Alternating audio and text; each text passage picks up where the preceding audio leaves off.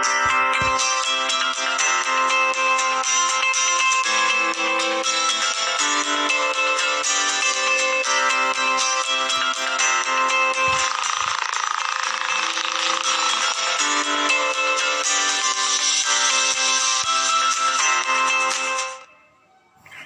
students, and welcome to the online Social Science Class 6 at Lead School at Home.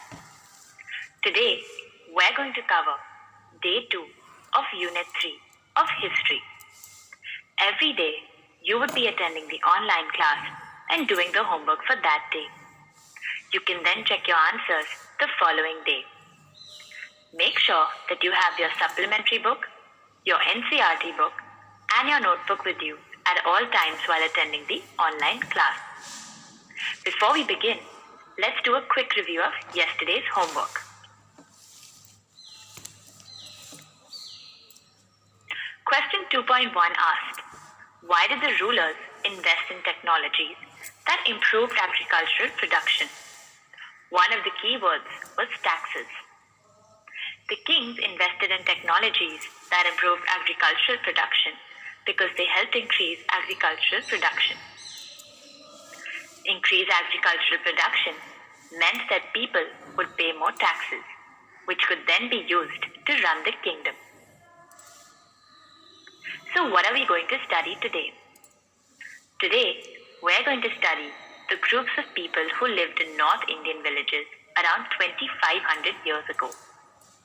We're also going to learn about the groups of people who lived in South Indian villages around 2500 years ago. So yesterday, I had asked you to draw your interpretation of the Mahajanpada. Our imagination helps us think about what the past may have looked like, but it may not always be based on facts. As historians, we need evidence to understand what happened in the past. Now take 30 seconds to stop and jot the answer to the question, which sources or evidence do historians use to know about the past?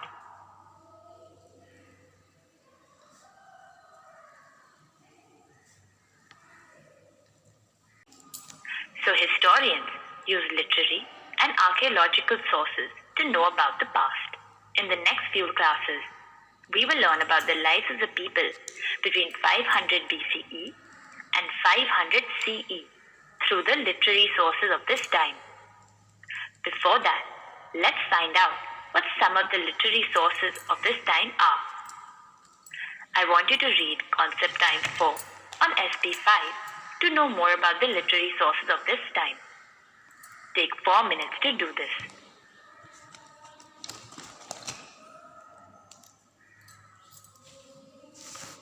So some of these literary sources tell us about the different groups of people who lived in the villages of North and South India. Today, we're going to study more about these groups. So different groups of people lived in the villages of North and South India around 2500 years ago. Let's find out about them. Now let's look at the villages of North India first. The first was the Pujaka. He was the village headman. This post was hereditary. It also functioned as the judge as well as the police. This was usually a powerful man who owned the most land in the village. Since he was powerful, he often collected taxes from people on behalf of the king. The next is the Grihabatis. They were independent farmers and they owned small land holdings. The next is the Dasa Karmakaras. They did not own any land. They earned a living by working on the land owned by others. So the three groups of people who lived in the villages of North India were the Pujakas, the Grihabatis, and the Dasa Karmakaras. Now, who were the people who lived in the villages of South India? The first was the Velalar. They were the large landowners who lived in the southern part of the subcontinent. They were the powerful people in the village. Next were the Uzavars. They were independent farmers who owned small land holdings. Lastly, then were the Kadaisiyars and the Adimals. Kadaisiyars did not own any land. Adimai were the slaves who lived in the villages of South India. So the three groups of people who lived in the villages of South India were the Velalars, the Uzavars, the Kadaisiyars, and Adimai. Again, here is a summary of the three different types of people found in North Indian villages and South Indian villages 2500 years ago.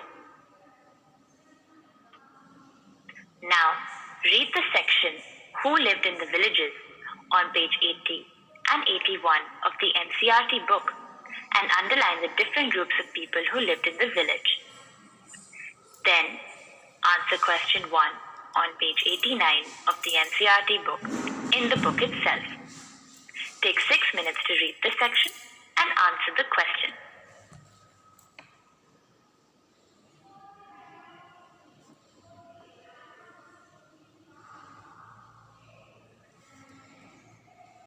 Let's take a look at the answer.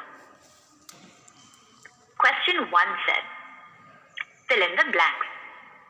Part A said, Velalar was a word used for large landowners in Tamil. Part B, the Gram Pujaka often got his land cultivated by the slaves and hired workers.